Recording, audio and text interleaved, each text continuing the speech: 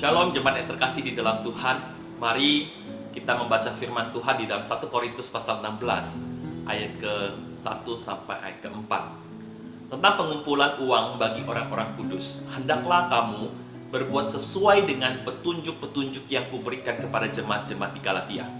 Pada hari pertama dari tiap-tiap minggu, hendaklah kamu masing-masing sesuai dengan apa yang kamu peroleh, menyisihkan sesuatu dan menyimpannya di rumah, supaya jangan pengumpulan itu baru diadakan kalau aku datang.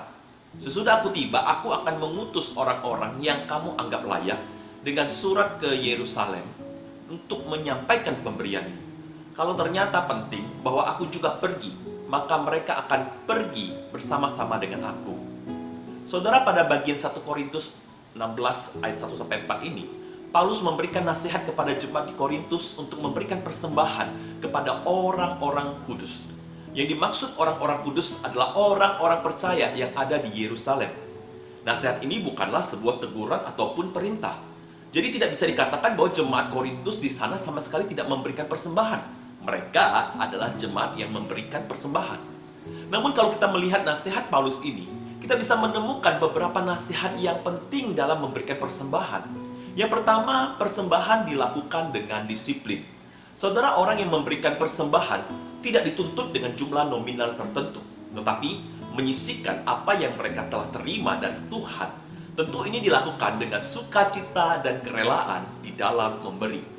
Menyisihkan uang berarti berbeda dengan menyisakan uang.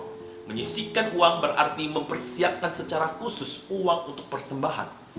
Menyisihkan uang bagi pekerjaan Tuhan perlu dilakukan dengan disiplin. Persembahan yang baik itu tidak tergantung dengan jumlah nominalnya, tetapi bagaimana cara memberinya. Dengan demikian, baik orang kaya maupun orang yang sederhana sekalipun dapat memberi dengan baik, yaitu dengan kedisiplinan. Yang kedua, saudara, persembahan dilakukan dengan motivasi yang benar. Paulus menekankan, kalau mereka memberi persembahan, sisihkanlah itu setiap minggu. Bukan saat Paulus datang baru mereka memberi. Paulus adalah orang yang dikenal dan dihormati di kalangan jemaat Kristen.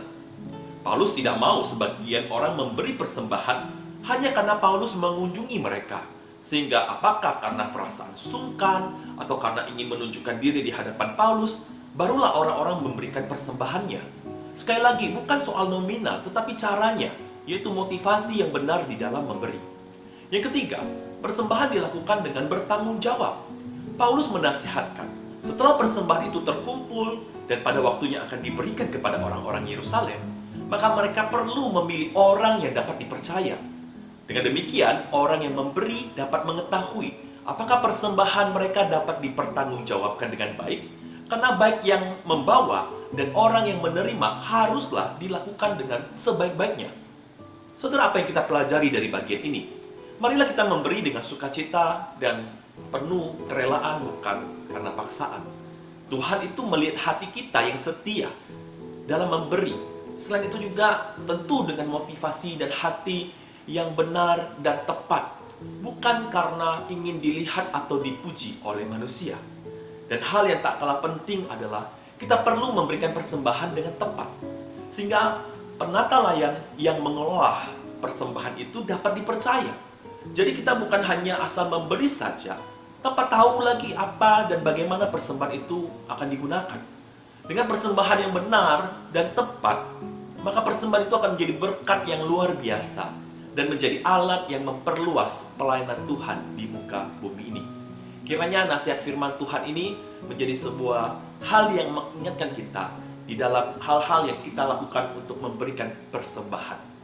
Tuhan Yesus memberkati kita semua. Amin. Oh, puji